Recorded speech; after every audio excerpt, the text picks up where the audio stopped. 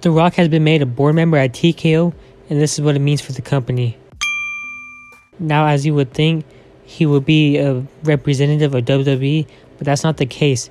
Although he had his career started in WWE, he's actually a representative of Endeavor in this, which is the parent company of UFC. So while his role for the company isn't stated necessarily, we are going to expect him to do more of a promotional role, as he does have ventures in other businesses. For example, he has 50% share with the partnership of the United Football League, which is owned by Fox also as well. 50% of it is owned by Fox.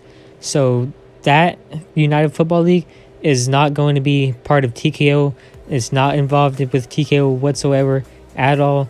It's just The Rock himself being a board member of TKO, which is the new company of WWE and UFC. The details we do know, though, is that The Rock will be making $30 million from stake in TKO, which is really impressive because, like I said, we don't know exactly what his role in TKO is just now.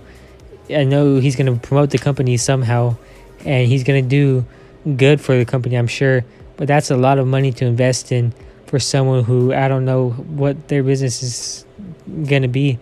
Of course, The Rock has a lot of money himself, so even just having him involved, that's pretty much already a win for the company.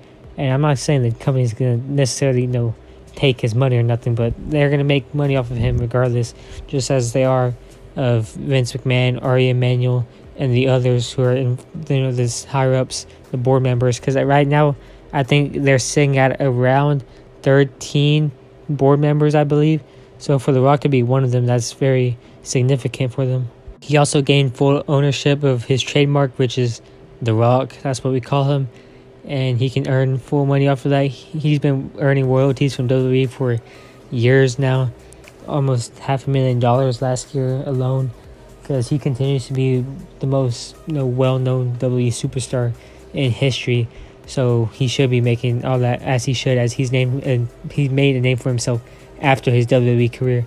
And now to be back involved with the company, he said that he plans to expand it globally, which is going to be very cool for TKO, as their global market is already insane. Like, their presence in America is obviously, this where the company is based out of, in Florida, I believe. So, and their international, scene is even larger. So you can imagine just how much bigger it will become as a company.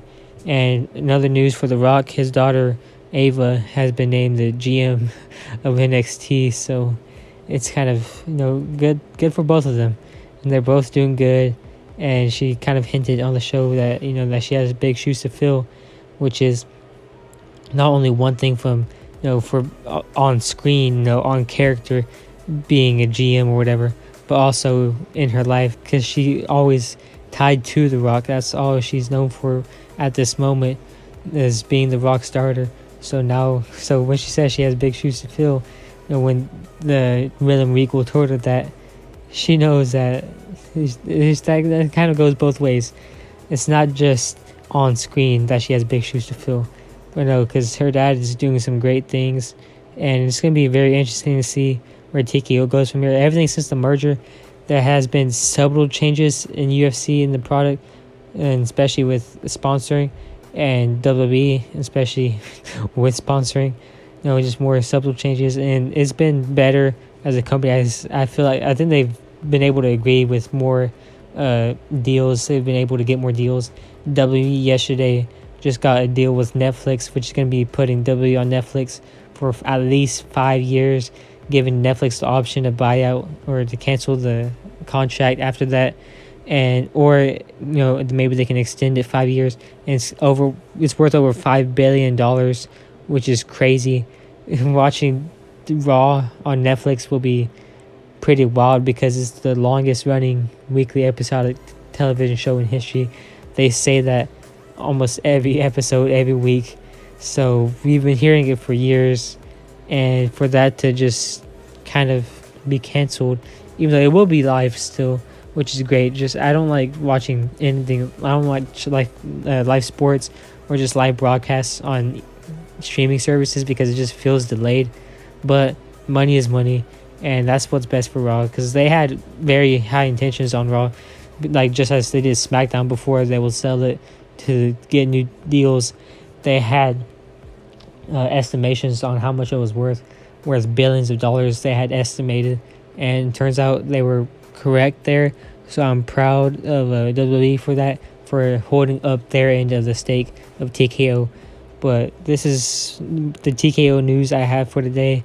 I've made a video on them before. It's been a long time. This is my first one making a video on them all year, but I'll get back into covering more news. TKO is doing great things. That's the bottom line. Thank you for watching. See you tomorrow.